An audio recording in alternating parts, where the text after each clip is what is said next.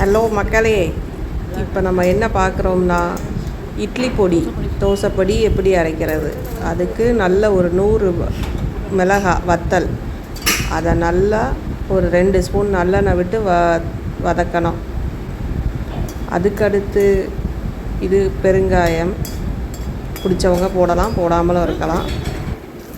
அதுக்கப்புறம் கருவேப்பிலை, இங்கே கொஞ்சம் கம்மியாக தான் கிடைக்கிது. அப்போது அந்த கருவேப்பிலையை அதே மிளகாய் வறுத்த எண்ணெயில் வறுத்துட்டு, இது நம்ம ஆல்ரெடி வறுத்து வச்ச 100 கிராம் கடலைப்பருப்பு, 100 கிராம் உளுத்தம்பருப்பு எல்லாம் சேர்த்து வச்சு ஆற வைக்க போகிறோம். சூடாக மிக்சியில் போட்டு அரைக்கக்கூடாது.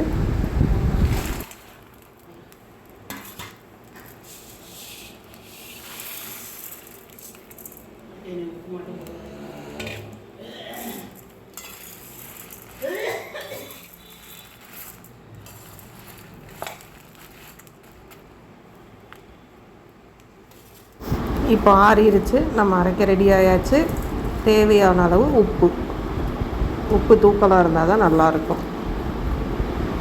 அதை மிக்ஸி ஜாருக்கு மாற்றி நல்ல பவுடராக அரைக்கணும். தண்ணி ஊற்றி அரைச்சிடாதீங்க. ஆர்வ கோளாறில் இட்லி பொடி பவுடராக இருக்கணும். ரொம்ப தூளாகவும் இருக்கக்கூடாது.